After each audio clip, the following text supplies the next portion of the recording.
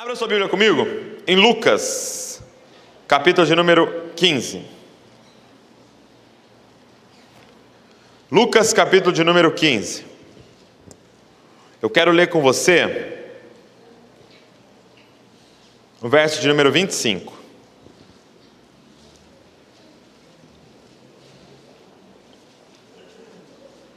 Lucas, capítulo 15, nós vamos ler a partir do verso de número 25.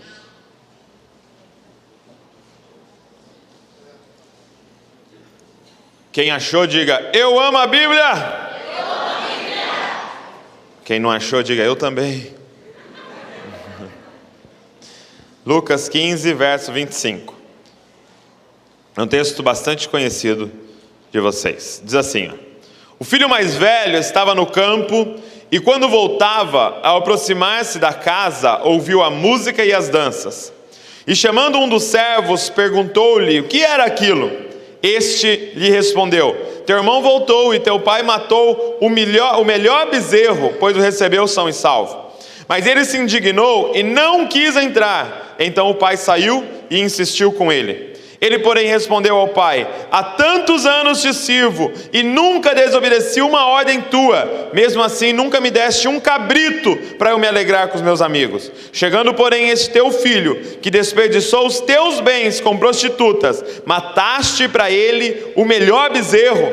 Mas o pai lhe disse, filho, tu sempre estás comigo, e tudo o que é meu é teu. Mas era justo festejarmos e nos alegrarmos, pois esse teu irmão estava morto e reviveu, havia se perdido e foi achado. Feche seus olhos. Papai, nós queremos muito ouvir tua voz, papai. Nós queremos muito ser ministrados por ti nessa noite. Pai, a tua palavra é perfeita, papai. O teu Espírito Santo é perfeito, Senhor. Então o único que pode atrapalhar hoje aqui sou eu, Pai. Então não me deixe, Senhor, atrapalhar o que o Senhor vai fazer neste lugar, Senhor. Pai, que não seja mais uma noite, que não seja mais um culto, e que não seja mais uma palavra, Pai. Mas que seja um dia de transformação, Pai. Que seja um dia de mudança de vida, Pai.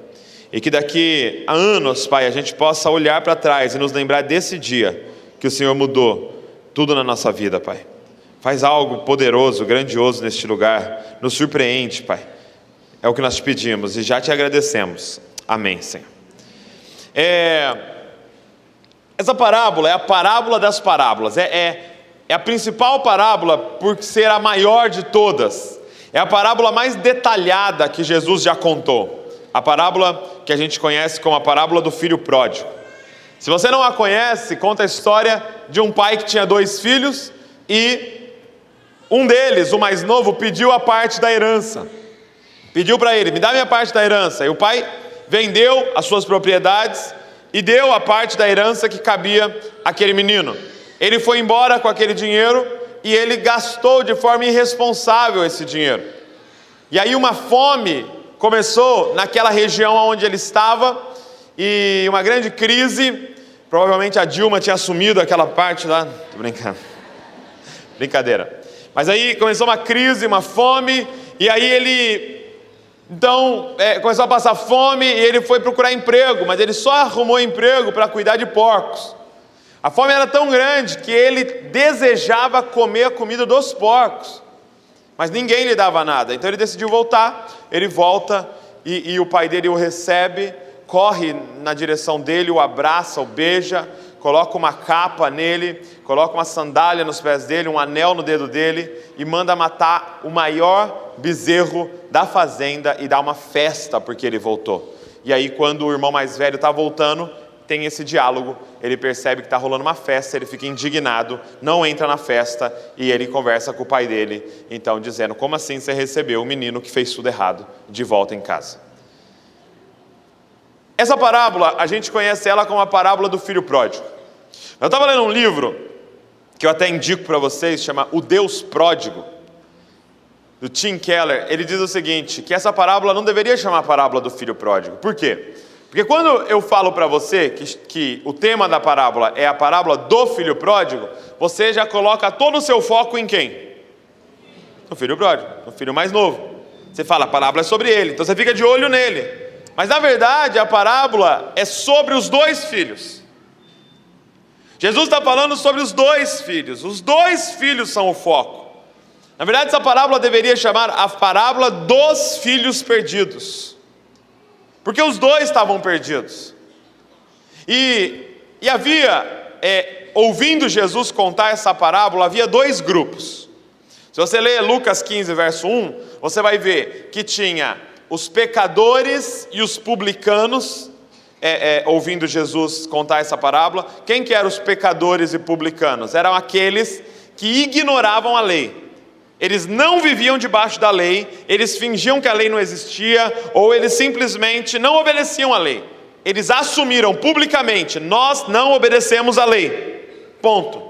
Esses eram os pecadores. Toda vez que você vê lá na Bíblia, aquela mulher era uma pecadora, é porque ela havia assumido publicamente que ela não ia obedecer à lei. Então ela era uma pecadora. Então esse lado aqui da igreja faz uma cara de pecador para eu ver. Muito bom, ficou perfeito, ficou igualzinho.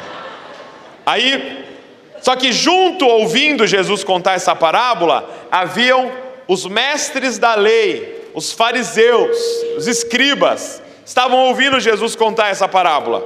E estes eram os religiosos. Eram aqueles que, contrário dos pecadores, eram os especialistas na lei. E eles eram tão especialistas que eles sabiam todas de cor. As 613 leis que tem ali no Pentateuco, eles sabiam de cor, gente, e obedeciam a todas. Eles passavam o dia meditando na lei e vendo como que eles podiam obedecer tudo. Então havia os pecadores e havia os religiosos. Então esse lado aqui faz uma cara de religioso agora. Boa, ficou legal também. Então, havia dois grupos ouvindo Jesus. E aí Jesus começa a parábola dizendo que um homem tinha 2 filhos. O mais novo representava os pecadores e o mais velho representava os religiosos. E ele conta essa história para redefinir alguns conceitos na cabeça daquele público que estava ouvindo ele. Aquele público que estava ouvindo ele havia entendido alguns conceitos errados sobre Deus. Ele conta essa parábola para redefinir quem é Deus. Através dessa história, ele redefine o que é pecado, o que é salvação e o que é santidade. Então ele redefine quem é Deus, o que é pecado, o que é salvação e o que é santidade. Então ele começa redefinindo quem é Deus. Quem é Deus, gente? E aí ele começa dizendo assim, que um homem tinha 2 servos. É isso? Não? Está diferente na sua? Que um homem tinha 2 escravos. É isso?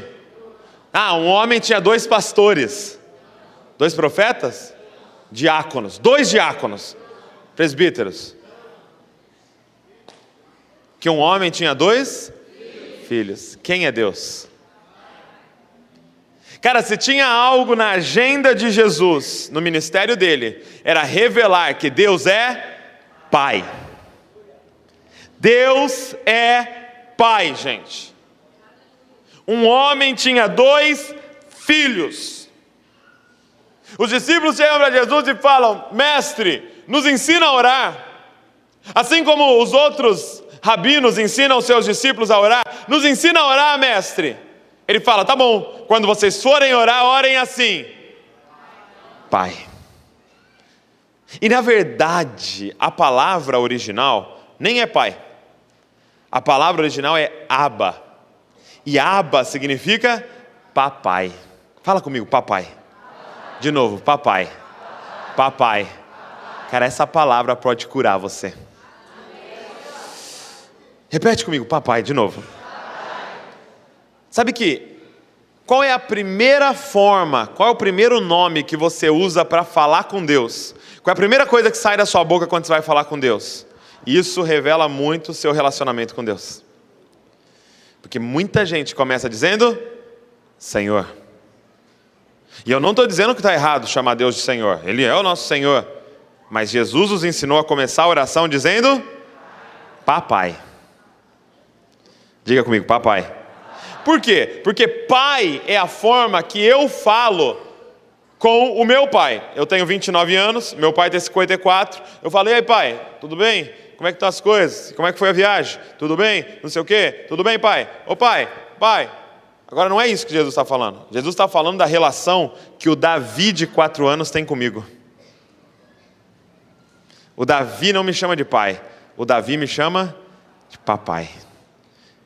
E aí, papai? Papai, posso? Papai. É dessa relação que ele está falando que você precisa ter com Deus, cara. Relação de papai. E, cara, isso pode curar você. Sabe, eu cresci numa igreja tradicional, né? E era uma igreja que tinha bastante questão dos usos e costumes. Então a gente usava sempre a camisa fechadinha, com a gravata, com o terno, né? E eu sou de Bragança, e Bragança é um lugar frio no inverno, né? Então, até beleza, colocava aquele terno, ficava quentinho, né? Era gostoso. Agora, depois chegou um dia que eu fui pregar lá em Belém do Pará, meu irmão. 40 graus. E os caras estavam de terno e gravata. Aí eu fui em Manaus, 45 graus. E os caras estavam de terno naquele lugar, cara. Aí eu fui no Piauí, Teresina, 60 graus. Ali com o inferno, mas ali, ó. E os caras estavam de terno. Aí um dia eu falei, cara, gente, vamos ter uma conversa séria aqui. Por quê? Por que isso? Aí os caras, não, Douglas, tem que entender. Ele falou assim, olha o que eles falaram para mim. Quando você vai numa audiência com o juiz, você sabia que você não pode entrar de shorts? Pode entrar de regata? Não. Tem algumas audiências que você só entra e ele só te recebe se você tiver de social. Ele falou assim, então se um juiz humano, você tem que entrar dessa forma, e quando você vem para a presença de Deus, como é que você tem que ir? E foi quando caiu a ficha para mim. Eu falei, entendi. Vocês veem ele como juiz, mas na verdade ele é o nosso pai. E diante do meu papai, eu ando de cueca. Gente, eu oro no banho pelado. Por quê? Porque ele é o meu pai. Ele é juiz? Sim, mas esse juiz é o meu pai. Gente, essa roupa aqui, na verdade, é para a gente não escandalizar um ao outro. Porque se eu vim de shorts, a minha canela vai tirar a atenção de vocês. A minha canela é lindíssima. A roupa, nossa, é na verdade para respeitar um ao outro. Mas diante de Deus, Ele é seu pai. Ele te conhece desde o ventre da sua mãe, que você usava terno no ventre da sua mãe. Ele te conhece quando você era um feto. Ele te conhece quando ele já tinha escrito todos os seus dias no livro dele, antes de você nascer. Ele é o seu papai. Diga, papai. Eu quero te desafiar a mudar o seu vocabulário e começar a sua oração dizendo, papai. Papai, papai, porque a oração diz, papai nosso que estás no céu, santificado seja o teu nome, venha a nós o teu reino, seja feita a tua vontade, ou seja, Ele é Senhor, mas esse Senhor é o seu papai, cara. Muda tudo, quando você descobre que esse Senhor, que manda no universo, é o seu papai. Agora, dizer que Deus é o seu pai, não era suficiente, por quê? Porque Jesus sabia que ao falar para você, Deus é pai, você na hora ia ligar com quem? Com seu pai. Quando o seu cérebro recebe a informação, Deus é pai, então o seu cérebro na hora pega a primeira referência, ele vai no Google do cérebro, digita pai, aí aparece lá a figura do cara que te criou, ou do cara que te abandonou, ou do cara que batia na sua mãe, ou do cara que era ausente, ou do cara que foi muito legal. Aparece lá a foto dele assim, ó, ver imagens. Aparecem as imagens, tem vídeos do YouTube com ele fazendo as coisas. Na hora, o seu cérebro puxa a figura de pai que você tem. Então não era suficiente falar que Deus é pai. Jesus precisava dizer que tipo de pai Deus é. Que tipo de pai Deus é. E é um pai diferente do seu pai. Ele conta que o mais novo chega para esse papai e fala: papai, eu quero a minha parte da herança. E todos os comentaristas que você for ler, todos os teólogos que você for ler sobre esse texto, sabe o que eles vão dizer? Que pedir a herança com o pai vivo era desejar que ele estivesse morto. Então você imagina, esse menino chega diante do pai e fala: pai, deixa eu te falar um negócio aqui, pai. Eu estou aqui por causa das coisas, eu estou aqui por causa da herança, mas o senhor não morre logo. O senhor fica comendo pão sem glúten, fazendo Cooper, não morre. Eu estou ficando velho, eu preciso do dinheiro, pai. Me dá minha parte da herança, eu vou embora. Esse menino desejava que o pai estivesse morto. E eles, os estudiosos da época, do contexto da época, eles dizem que isso era uma desonra tão grande que o pai podia expulsar ele de casa, deserdar ele e, se quisesse, podia agredir ele fisicamente, cara. Diante da lei, ele podia fazer todas essas coisas.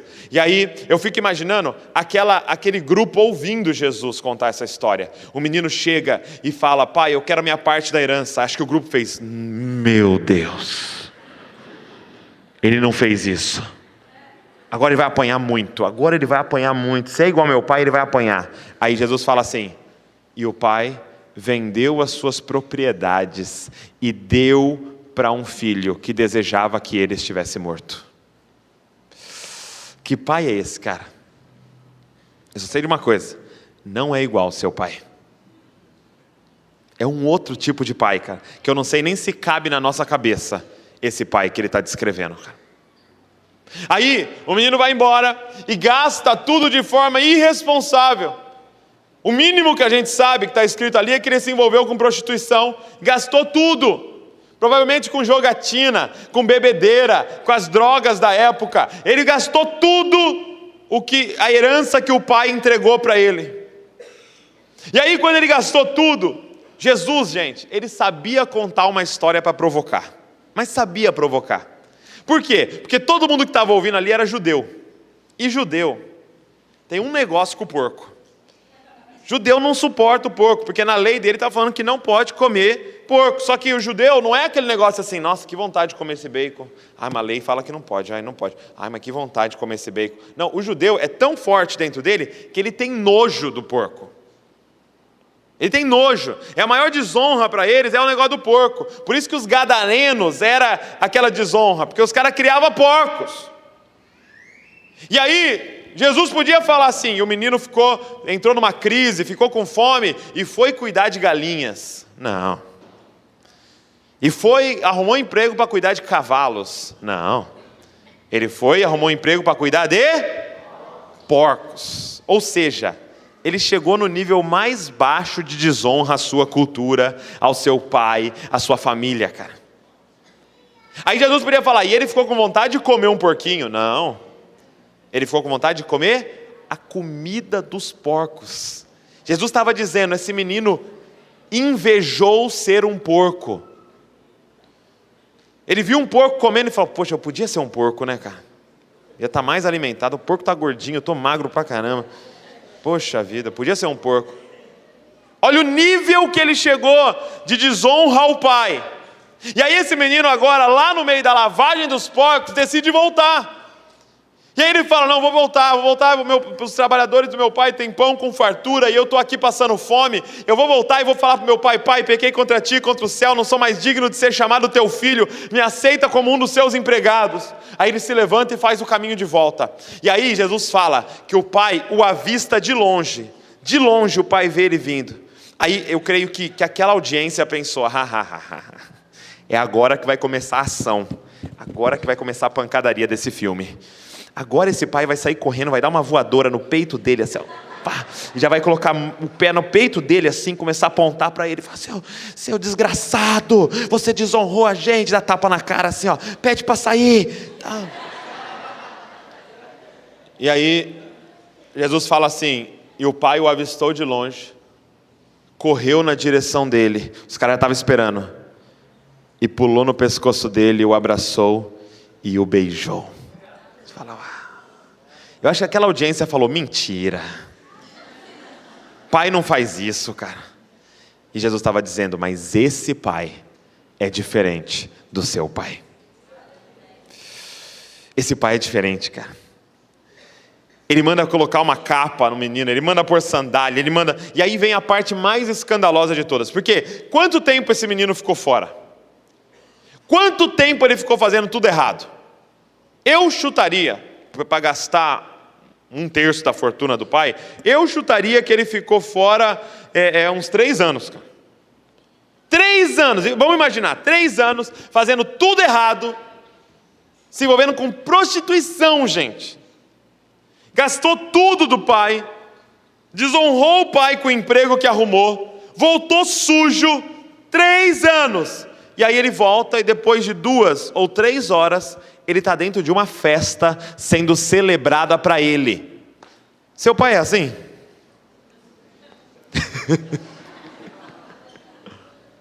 Uma festa. Mandou matar o maior bezerro. Provavelmente, porque quando você matava o maior bezerro, era muita carne, gente. Não tinha freezer na época. Ou seja, era uma festa para a comunidade toda. Provavelmente a comunidade inteira estava dentro da fazenda, lá dentro do salão de festas, e ela diz que tinha música e dança. Os caras celebrando a vida do menino que ficou 3 anos fazendo tudo errado. Que pai é esse? Você lembra quando você chegava em casa com o boletim escolar? Que seu pai tinha que assinar? Você chegava para ele e falava, pai, você esperava um momento que ele tivesse, tipo, o time dele ganhou. Aí seu pai falava assim, faz o seguinte, vai no mercado, compra picanha, vamos dar uma festa para esse menino aqui. E chama um DJ também, que eu quero música e dança.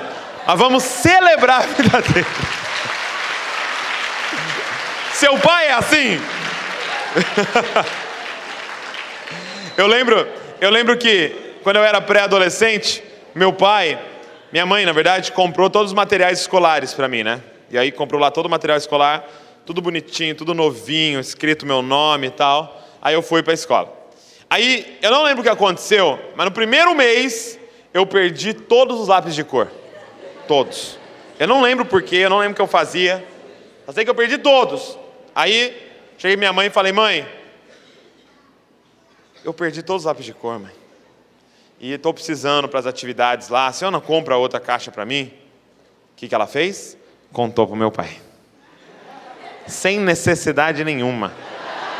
Ela tem autonomia, ela podia ir lá comprar para mim.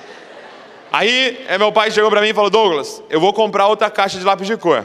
Mas se você perder, você vai apanhar. Eu falei, tá certo, justo. Aí ele foi lá, comprou outra caixa de lápis de cor para mim. Aí comecei lá na escola a usar tal, não sei o que eu fiz, perdi todos. Alguém me roubava naquela escola, não é possível. Perdi todos os lápis de cor. Aí cheguei minha mãe e falei, mãe, tem misericórdia de mim. Não fala pro pai, mãe, mas eu perdi os lápis de cor, precisava de outra caixa. O que ela fez? Contou pro pai. Aí um dia eu estava lá tomando banho, tranquilo, louvando ao Senhor, adorando. Terminei, me enxuguei, coloquei a toalha ao redor da cintura. Quando eu fui sair, meu pai estava na porta. Me esperando. Olha isso, gente. Me esperando. Aí eu fui sair, ele falou, não, entra aí. Fechou a porta, foi tirando cinta. Aí eu falei para ele, o que é isso? Tira essa toalha aí. Eu falei, deixa eu pôr um moletom, né, cara? Deixa eu pôr uma calça jeans, um reforço.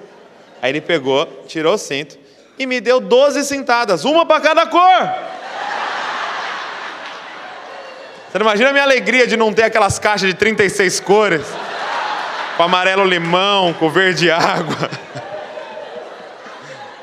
Cara, a minha pergunta para vocês é, que pai é esse? Que pai é esse, cara? Deixa eu dizer uma coisa, Deus é pai, cara. Mas não é igual ao nosso pai, cara. Ele é um outro tipo de pai que eu não sei nem se cabe na nossa cabeça, cara. Uma festa para esse menino. Sabe, Ele está no meio da festa e ele não encontra o filho mais velho dele. Ele está na festa que ele está dando, ele está patrocinando, e está a comunidade inteira lá na fazenda, mas tem um que não quer entrar na festa, o primogênito dele. Sabe o que ele faz? Ele sai, cara, da festa dele para ir atrás desse menino. E ele chega lá fora e o menino está lá emburrado no canto assim. Ele fala: filho, vamos entrar. Ele: mas todos esses anos eu trabalho para o Senhor como um escravo, o Senhor nunca me deu nenhum cabrito para celebrar com os meus amigos, e blá blá blá, e não sei o quê, e esse seu filho que fez tudo errado, e agora volta, o Senhor matou o bezerro para ele, eu gostava tanto daquele bezerro. E aí você pensa: nossa, agora esse pai vai esculachar ele, falando: não, você não se importa comigo, e o dia que eu morrer, e não sei o quê. Aí sabe o que ele fala, cara? No original, ele fala, porque se ele ali fala filho, vamos entrar, mas no original é filhinho. Cara, que pai é esse? Filhinho, vamos entrar. Esse teu irmão estava morto e reviveu, estava perdido e foi achado. Filhinho, vamos entrar. Esse é o nosso pai, cara, que é rico em misericórdia, é rico em paciência, que está aguardando você entrar, cara. Talvez essa seja a noite que ele está mais uma vez dizendo: filhinho, vamos entrar, filho. Filhinho, vamos entrar. Filhinho, eu estou dando uma festa lá dentro, filho. A graça está patrocinando uma festa. Vamos entrar, filhinho. Quem é Deus? Diga comigo: papai. Segunda coisa que Jesus vem redefinir através desse texto é: o que é santidade? Perdão, o que é pecado? E para aquele pessoal que estava ouvindo Jesus, eles entendiam que pecado era desobedecer uma das 613 leis. Então eles tinham aquela lista gigantesca de leis, e eles pensavam: desobedecer uma das leis é pecado. Então isso é pecar. E aí Jesus vem e dá um nó na cabeça. Por quê? Porque eles sabiam que pecado é o que faz separação entre nós e Deus.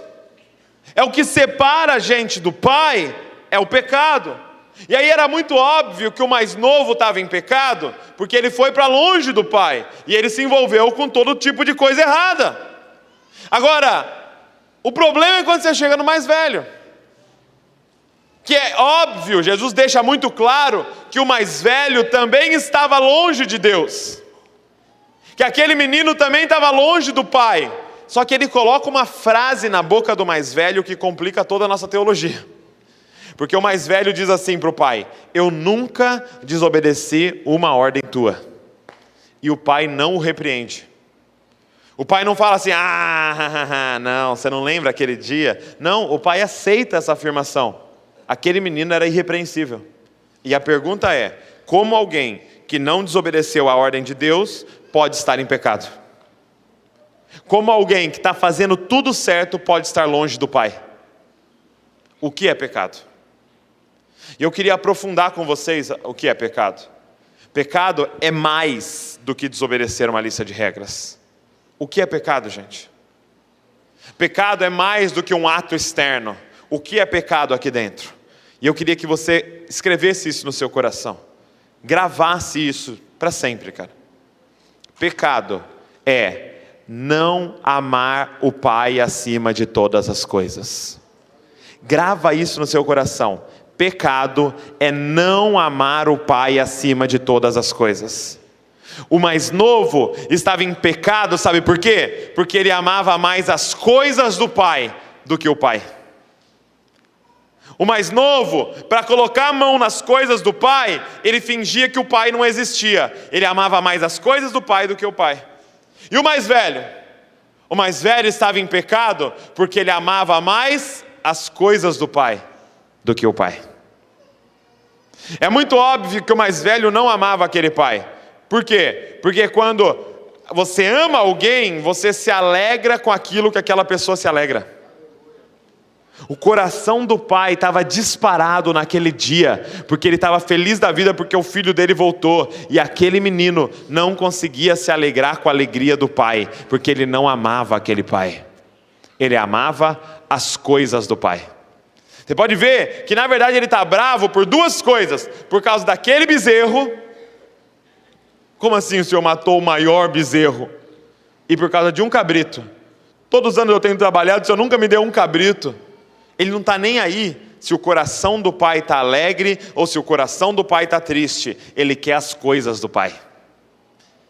Os dois querem as coisas, amam mais as coisas do Pai do que o Pai. Só que cada um achou uma estratégia diferente para pôr a mão nas coisas do Pai. O mais novo, ele achou a estratégia da maldade. Ele finge que Deus não existe, eu vou viver minha vida no mundão e eu vou curtir os prazeres que Deus está proporcionando. Eu vou curtir as bênçãos de Deus, fingindo que Ele não existe e vivendo minha vida. Agora, o mais velho achou uma outra estratégia. O mais velho pensou assim: sabe o que eu vou fazer? Eu vou obedecer tudo que o Pai manda. Eu vou obedecer todas as regras. E aí no final, eu posso apontar o dedo na cara dele e falar: o Senhor me deve um cabrito. O mais novo se perdeu na sua maldade. O mais velho se perdeu na sua bondade. O mais novo tentou pôr as mãos nas coisas de Deus, fingindo que Ele não existia. O mais velho tentou manipular Deus com a sua santidade. Pecado é não amar o Pai acima de todas as coisas, cara. Você pode estar obedecendo a regra que for, se você não ama o Pai acima de todas as coisas, você está em pecado, cara. Terceiro, o que é salvação? O que é salvação? E aquela audiência entendia a salvação como se esforçar para obedecer aquelas regras, porque um dia você ia estar diante desse juiz, e esse juiz ia falar inocente ou culpado com base na sua obediência àquela lista de regras, as leis. Então, aquele pessoal, os mestres da lei, os fariseus, eles estavam se esforçando para obedecer aquelas regras.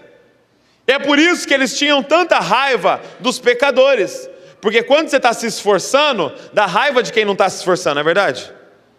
Você está no culto aqui, você chega em casa, você abre o Instagram, a sua amiga foi na balada. Ah, que raiva.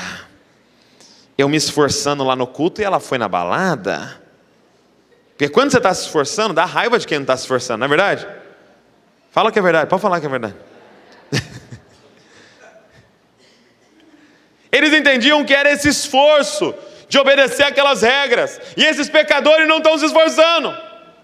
E aí Jesus vem e muda tudo. Por quê? Porque Jesus revela através dessa história que salvação não é uma ideia nossa, salvação é uma ideia de Deus, salvação não é um esforço nosso, salvação é um esforço do Pai em nossa direção. Salvação não é uma iniciativa tua, salvação é uma iniciativa de Deus. Foi Ele que correu em direção ao mais novo, e foi Ele que saiu da festa atrás do mais velho. É Ele que nos acha, não é a gente que achou Ele. Se você está aqui hoje, é porque Deus achou você e atraiu você com cordas de amor para este lugar. Salvação é uma ideia do Pai e não nossa. É por isso que não tem ninguém aqui que pode bater no peito e se gloriar. Eu sou salvo porque eu sou top. Não, você é salvo porque Ele é bom e Ele achou você, cara. Porque Ele saiu da festa dele e veio atrás de você. É por isso que você está salvo. Porque salvação é uma ideia do Pai. Gente, nós não somos melhor do que ninguém que está lá fora. Nós não somos melhor do que ninguém que está no mundo. Ninguém, nós não somos melhor. Nós não somos mais esforçados, ou nós não fizemos coisas a mais. Simplesmente Ele nos achou, cara. Ele nos encontrou. É graça dele você está aqui. Você pensa que você achou Deus, foi Deus que te achou, cara. Foi Ele que te atraiu. Sabe, às vezes a gente tem um costume que é normal, e eu nem estou falando que a gente tem que mudar, mas a gente termina dizendo assim: quem gostaria de aceitar Jesus aqui hoje? E na verdade, a gente teria que perguntar assim: Jesus, quem que o Senhor quer aceitar aqui hoje?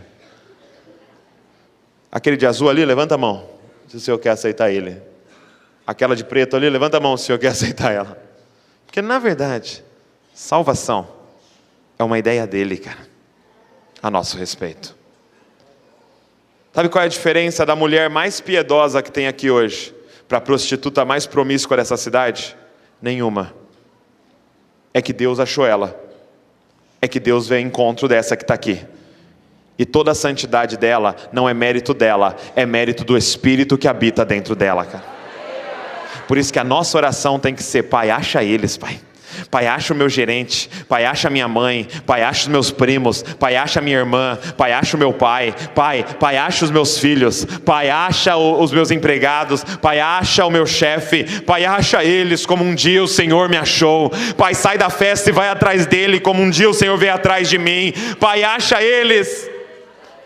Porque nós só estamos aqui porque Ele nos achou, cara. Salvação é uma ideia do Pai e não nossa. Segundo, que Jesus revela sobre salvação, que para ser salvo, é essa grande corrida do Pai em sua direção. O Pai corre na sua direção, você está sujo, Ele pula no seu pescoço, te beija, mas tem um passo seu, chamado arrependimento. Quando o Pai vai de braços abertos, dizendo: eu te aceito de volta, tem um passo seu chamado arrependimento. O mais novo, ele tinha que se arrepender de uma lista de coisas erradas que ele fez. O mais novo tinha que abrir uma lista de coisas erradas e dizer para o pai: Pai, pequei contra ti, contra o céu, não sou mais digno de ser chamado teu filho, me perdoa por isso. Ele tinha uma lista gigantesca para falar para o pai, e talvez essa seja a sua lista hoje aqui. Talvez hoje você veio aqui com essa lista: eu tenho uma lista de coisas erradas para te apresentar a Deus, que eu preciso me arrepender. Mas se arrepender dessa lista de coisas erradas, a gente já é especialista, essa é a verdade. Agora, a pergunta é: como que o mais velho se arrepende? Se ele tem uma lista de coisas certas que ele fez. Como o mais velho se arrepende se a fala dele é: eu nunca desobedeci uma ordem tua? Só que ele precisa se arrepender. A lista de coisas erradas, a gente sabe como se arrepender. A pergunta dessa noite é: como é que eu me arrependo de uma lista de coisas certas? A lista de coisas ruins que a gente fez, a gente sabe se arrepender. A pergunta hoje é: como eu me arrependo de uma lista de coisas boas? Se na minha lista está lá oração, jejum, leitura bíblica, curso de teologia, frequento a igreja toda semana, vou na célula, discipulo, como é que eu me arrependo dessa lista maravilhosa que eu tenho? Dizimo, oferto. Porque ser cristão, gente, é muito mais profundo do que a gente imagina. Ser cristão é aquela pessoa que se arrepende da lista de coisas erradas que faz, mas também se arrepende da lista de coisas certas que fez com a motivação errada por trás. Presta atenção aqui agora. Talvez você não venha no altar hoje para se arrepender de pecados que você cometeu, que são óbvios. Talvez você precisa vir diante do altar e se arrepender de um jejum que você fez. Porque não foi por amor a Deus, foi para ter as coisas de Deus. Era a coisa certa, com a motivação errada por trás. Talvez você precisa vir diante do altar e falar: Senhor, me arrependo do dízimo que eu dei. Porque não foi por amor a Ti, foi para ter as Tuas coisas que eu dei aquele dízimo. Senhor, eu quero me arrepender de umas ofertas que eu dei, porque não foi porque eu te amo acima de todas as coisas e quero ver essa casa aberta te adorando. Eu dei aquela oferta porque eu quero as suas coisas, Pai. Senhor, eu preciso me arrepender de umas campanhas de oração que eu fiz, porque não foi porque eu sou apaixonado por Ti, foi porque eu quero as suas coisas, Pai. É necessário arrependimento, cara, da lista de coisas erradas e da lista de coisas certas que você fez, com a motivação errada por trás. E por último, Jesus revela o que é santidade. O que é santidade, gente? Sabe, talvez a grande pergunta é: como andar em santidade? A grande dúvida é: como é que esse menino volta agora e anda em santidade? Como é que esse menino volta agora e anda em retidão? Não volta porque ele estava vivendo. Como andar em santidade? E a gente já tentou várias fórmulas na igreja, cara. Essa é a verdade. A gente tentou um monte de jeito. A gente pensou assim: olha, para a galera andar em santidade, a gente precisa, sabe fazer o quê? Enfatizar a lei. Vamos falar da lei. E aí a galera vai andar em santidade. Aí a gente pregava sobre a lei. A lei, a lei, a lei, a lei. Isso é pecado, isso é pecado. Tema do mês, isso é pecado. E aí a gente fazia uma série sobre tudo que era pecado, tudo que era errado. E a gente tentou de todas as formas. Funcionou? Não. Aí a gente pensou assim, já sei, vamos pregar sobre o inferno. Vamos pregar sobre o inferno, a galera vai ficar morrendo de medo e vai andar em santidade. Aí a gente fez pregação sobre o inferno, livro sobre o inferno, filme sobre o inferno, e séries sobre o inferno, e não sei o que sobre o inferno, e o inferno, o inferno, o inferno, e tem pastor que foi 7 vezes no inferno, voltou e contou pra gente como é que era. Funcionou? Não! Aí a gente pensou, mas o inferno é muito ruim, né? Vamos pregar sobre o céu. Se a galera souber o que é o céu, elas vão andar em santidade. Aí a gente fez tudo sobre o céu, e o menino do céu, e o filme do céu, e o livro do céu, e ruas de ouro, e morada, e mansões celestiais preparadas para você. Está tudo te aguardando. Funcionou? Não.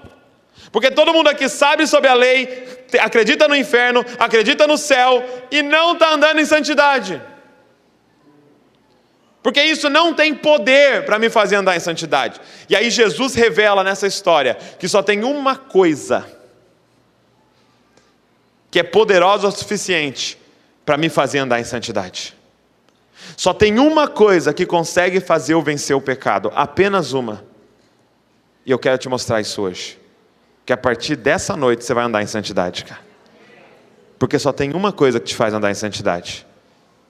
Jesus revela nessa história que a única coisa que nos faz vencer o pecado se chama a graça do Pai.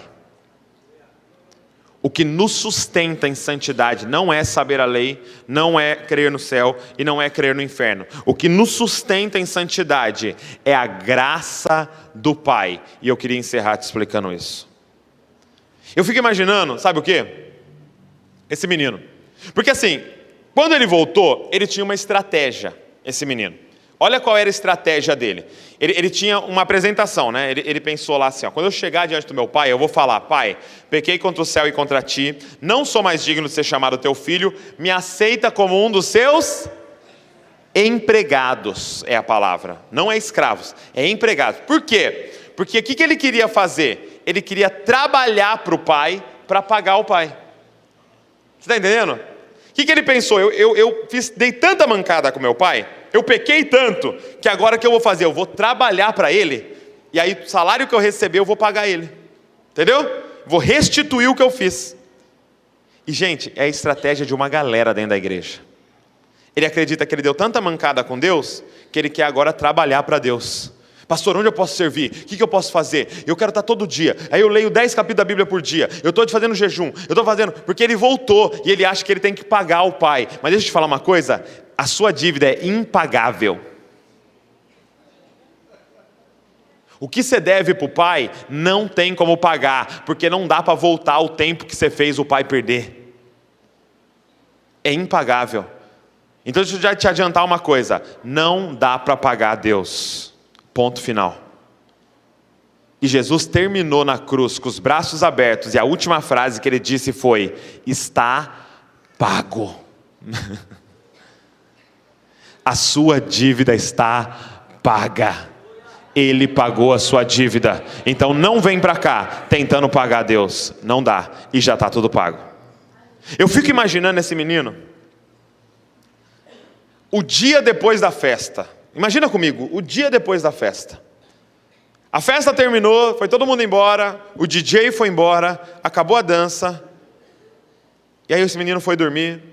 E aí ele acorda no dia seguinte. Imagina essa cena. Esse menino acordando no dia seguinte. E aí de repente ele abre o olho, ele olha para um teto que ele não merece. E aí ele olha para um pijama que ele não merece, cara. E ele olha para uma cama que ele não merece. E aí de repente ele levanta e vai para a cozinha. E tem uma mesa que ele não merece. E tem um pedaço de pão lá que ele não merece. E tem uma manteiga que ele não merece. E um copo de café que ele não merece. E de repente entra um pai que ele não merece. E esse pai entra na cozinha e fala: e aí, filho, dormiu bem? Ele fala: pai, fazia muito tempo que eu não dormia desse jeito. E aí o pai fala assim: filho, agora que você está de volta, posso te pedir um favor? Filho, você pode fazer tal coisa para mim? E aí ele recebe uma ordem do pai. Ele olha para a cama, ele olha para o pijama, ele olha para o pão, ele lembra da festa. E a resposta dele é: pai, como que eu poderia dizer não para o Senhor? Diante de tudo que o Senhor fez por mim. Presta atenção aqui. O que vai mover esse menino em andar em retidão com o pai, não é medo da lei, não é medo da punição, não é querendo um benefício, é o que ele já recebeu. A graça que ele recebeu era tão violenta que constrangeria ele a andar em obediência ao pai, porque toda vez que o pai pedisse alguma coisa, ele lembrava do que o pai fez e fala: pai, como que eu falaria não para o Senhor, pai, diante de tudo que o Senhor fez por mim? O único jeito de andar em santidade é se você tiver um encontro com a graça violenta do pai, cara. O único jeito é se você compreender o tamanho da sua dívida e entender o tamanho do perdão que o pai está te dando, e que quando você se arrepende está rolando uma festa no céu por causa de você. Quando você entende o tamanho do amor que ele tem por você, você olha para ele e fala: pai, como que eu vou falar não para o Senhor? Filho, você pode parar de fazer tal coisa? Pai, como que eu vou falar não para o Senhor? Filho, você pode ajudar essa comunidade financeiramente? Pai, como é que eu vou falar não para o Senhor? O Senhor deu o seu filho para morrer por mim. O que é um dízimo? O que nos faz andar em retidão, gente, é ter um encontro com o amor do Pai. Eu encerro contando uma história para você. Eu tenho um amigo aqui do Rio de Janeiro, pastor Paulo Lima, que foi ministrar lá na minha igreja, né? Lá em Bragança. E aí quando ele estava indo lá, ele pediu se eu não filmava a mensagem para ele. Aí eu preparei o pessoal da filmagem, o pessoal filmou a mensagem dele. Aí ele me ligou depois, falou: Douglas, né? Ele veio embora tal, e aqui do Rio ele me ligou: Douglas, tem como você fazer um DVD para mim dessa mensagem? Porque ele sabia que eu trabalhava com arte, né? Fazendo capa de DVD e tal. Eu falei: claro, pastor, vou fazer para o senhor. E ele é muito amigo, né? E eu ia fazer para ele de graça, na faixa. E aí eu anotei lá, eu tenho aquelas listas de afazeres, aí eu anotei lá: DVD do pastor Paulo Lima. E aí eu estava fazendo as minhas coisas no meu serviço, e fazendo minha listinha lá, e estava chegando a vez do DVD do pastor Paulo Lima. E de repente, quando estava chegando a vez de eu fazer o DVD, meu pai entrava, eu trabalhava com meu pai, ele falava: Douglas, eu preciso de um negócio urgente, anota aí, faz não sei o que para mim, liga para não sei quem, faz não sei o que lá. E aí eu enchia a minha lista, e o DVD do pastor Paulo Lima ia para baixo. Aí ele me mandava mensagem no WhatsApp: e aí, Douglas, fez a capa aí para mim?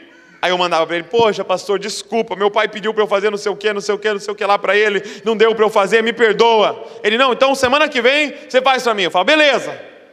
Aí chegava na semana seguinte, aparecia um monte de coisa para fazer, e coisa urgente, coisa que envolvia o financeiro e tal, e eu falava: meu Deus, não deu para fazer o DVD. Aí o pastor mandava mensagem: ô Douglas, manda a capa aí para eu ver, só para eu me inspirar. Aí eu falava: pastor, me perdoa, não consegui fazer ainda e tal. E eu já não tinha mais desculpa para dar para ele. Quando ele mandava mensagem, eu já nem abria para não ficar azulzinho, sabe? Você faz isso também, né? Você leu aqui na tela, mas não abriu. Aí, o que aconteceu? O pastor Paulo Lima descobriu que eu ia pregar aqui no Rio de Janeiro. Eu ia pregar lá na igreja do Silas Filho. Aí ele descobriu que eu ia pregar aqui, ele me ligou e falou: Douglas, estou vendo aqui na sua agenda que você vai pregar aqui no Rio, tal data. Faz o seguinte, Douglas, compra a passagem uns dias antes e você vem ficar no meu apartamento que eu tenho na frente da praia. Acho que é no Recreio. É no Recreio, Val? No Recreio. Você vai ficar ali no apartamento aí na frente da praia. Apartamento lindo, Douglas. Vem! Aí eu comprei. Eu, a Val, as crianças, compramos a passagem para vir ficar um tempo no apartamento dele. Aí, chegamos no aeroporto, né? Ele foi buscar a gente no aeroporto. Ele e a esposa dele, a Cláudia. Aí chegou no aeroporto, cara, eu desci do avião, tal, encontrei com eles. Eles estavam com 2 presentes, para Luiz e para o Davi. No meio do aeroporto, eles dando presente pra Luísa, pro Davi, assim, ó. E eu só lembrando do DVD aqui, assim. Poxa, DVD, cara. Não fiz um DVD pra ele. Aí, os dois abriram, tal, né, o presente. Obrigado, tio Paulinho, não sei o que e tal. Aí, fomos almoçar. Fomos almoçar num restaurante gostoso, lá no Rio, tal. Chegou no final, ele pagou a conta. E eu só lembrando do DVD aqui, assim. Meu Deus do céu, DVD. Aí ele levou a gente para conhecer o Rio de Janeiro, levou a gente lá nos pontos turísticos e tal. A gente conheceu tudo, ficou andando com a gente o dia inteiro. Aí levou a gente para o apartamento. Chegando no apartamento, gente, sabe quando alguém compra um apartamento como investimento? Compra na planta e aí constrói lá, e ele não usava o apartamento. Ele mora lá perto do Maracanã e ele tinha lá o apartamento como investimento. Ficava parado o apartamento. Ele ia lá, cara, 1, 2 vezes no ano. Quando eu cheguei lá, ele tinha comprado alguns móveis para a gente ficar. Eu já fiquei, cara, não precisava, pastor. Aí quando eu cheguei lá, ele tinha instalado internet no apartamento. E ele ia pagar todo mês aquela internet, para eu usar 4 dias. Eu falei, pastor, eu não precisava. Ele tinha instalado televisão a cabo com todos os canais, cara. Eu falei, pastor, ele, não, as crianças têm que assistir desenho, né, nesse tempo livre. Eu falei, é mesmo, senão elas vão morrer, né? Não precisava, pastor. Se não bastasse, gente, o pastor Paulo Lima aparecia no apartamento todo dia 9 da manhã e fazia café da manhã para a gente. Ele levava pão doce, pão salgado, ele fez mandioca, aí fazia tapioca, fazia tudo, cara. Era uma mesa assim, farta. Eu falava, meu Deus do céu, o que ele está fazendo? Aí levava nós à praia. Ficava na praia com a gente, fazendo castelinho de areia com as crianças. E o pastor Paulo Lima, gente, é um empresário. Ele tem uma empresa de ar-condicionado. Ele cuida dos ar-condicionados da Rede Globo. E ele abriu mão durante a semana da empresa dele para ficar levando a gente na praia. Levou a gente no cinema. Levou eu para pregar. Ficou na banca de material para mim, cara. Eu lembro que no último dia ele levou a gente embora no aeroporto. Aí eu falei, pastor, pode me deixar no desembarque aqui? Ele, não, eu vou estacionar. Estacionou e entrou comigo lá no aeroporto. Ficou na fila do check-in comigo, até eu fazer o check-in. Tomou mais um café comigo lá. Gente, o pastor Paulo Lima só me largou na hora que eu entrei naquele portão que fica um guarda, só quem tem passagem pode entrar, sabe? Foi a única hora que ele me largou, porque não dava para ele entrar. Ainda ficou lá fora assim, ó. Até eu sumir.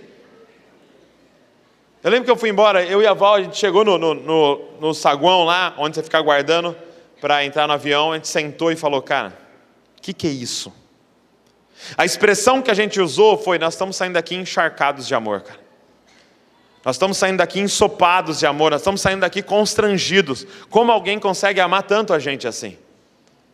E aí eu fui embora, voltei para casa e tal. Eu lembro que segunda-feira eu estou trabalhando, toco o meu WhatsApp. Pastor Paulo Lima. Aí eu lembro até hoje a mensagem dele assim, estava assim, ó Douglas, será que dá para fazer aquele DVD para mim?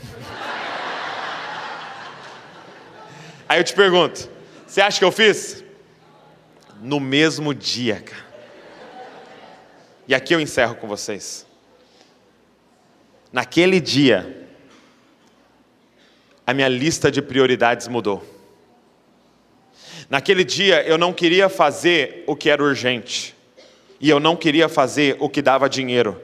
E eu não queria fazer a minha vontade. Naquele dia o topo da minha lista era fazer a vontade daquele que me amou primeiro.